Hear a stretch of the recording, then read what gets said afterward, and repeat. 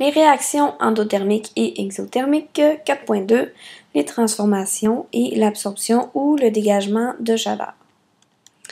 Alors, une réaction endothermique, c'est une transformation qui absorbe de l'énergie.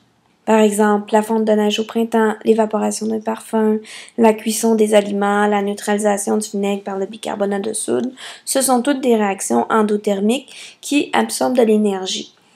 Elles peuvent absorber de l'énergie en faisant diminuer la température extérieure ou elles prennent l'énergie qu'on leur fournit, par exemple dans la cuisson, on chauffe tout le temps, donc c'est endothermique, ça absorbe l'énergie qu'on lui donne.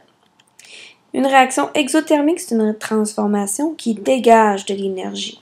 Exemple, la combustion du propane, la dissolution de l'hydroxyde de sodium, une neutralisation de l'acide chlorhydrique par l'hydroxyde de sodium, la respiration cellulaire, ce sont toutes des réactions qui vont dégager de l'énergie. Les réactions. Alors, les réactions physiques, elles nécessitent ou dégagent peu d'énergie. Les réactions chimiques, elles, nécessitent ou dégagent beaucoup d'énergie. On peut donc distinguer une réaction physique d'une réaction chimique par la quantité d'énergie qui est mise en jeu. Les transformations endothermiques doivent constamment être alimentées, donc la température va constamment diminuer à l'extérieur du système où on doit en tout temps chauffer pour que la réaction puisse se faire.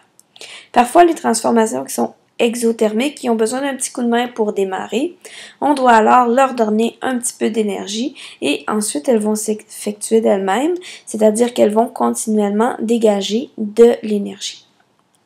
L'équation thermique maintenant, lorsqu'une équation est endothermique, la réaction absorbe de l'énergie.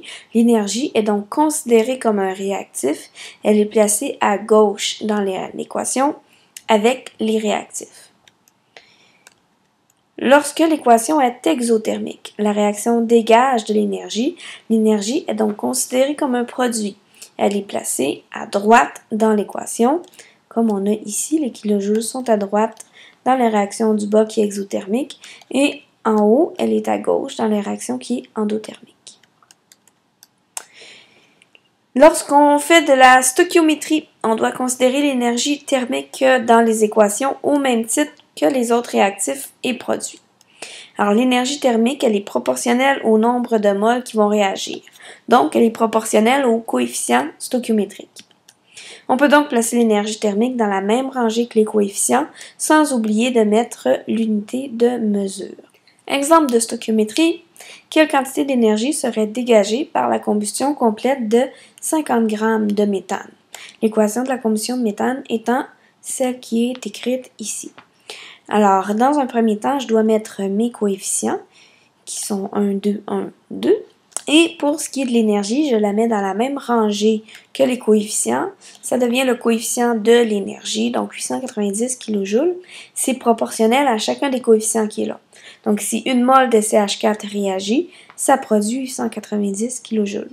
Même chose, mais pour 2 moles de O2, aussi 890 kJ. Ensuite, je fais ma démarche stoichiométrique normale. Je mets mes données dans mon tableau. Ma première donnée, 50 g de méthane. Je vais le mettre dans la colonne du méthane vis-à-vis la masse.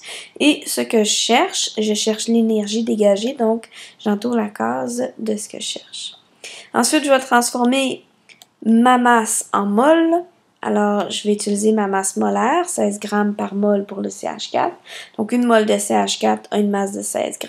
Si j'ai 50 g, j'ai donc 3,125 mol que je vais aller inscrire dans mon tableau. Ensuite, j'ai le droit de faire des produits croisés avec mes coefficients et l'énergie étant considérée comme un coefficient, je peux faire un produit croisé ici. Donc, 3,125 mol de CH4 correspond à combien de kilojoules dégagés? Si une mol de CH4 dégage 890 kilojoules, donc je retrouve que l'énergie dégagée est de 2781,25 kilojoules. Je le mets dans mon tableau. Je suis bien dans ma case finale, donc ma réponse, 2781,25 kJ seront dégagés par cette réaction.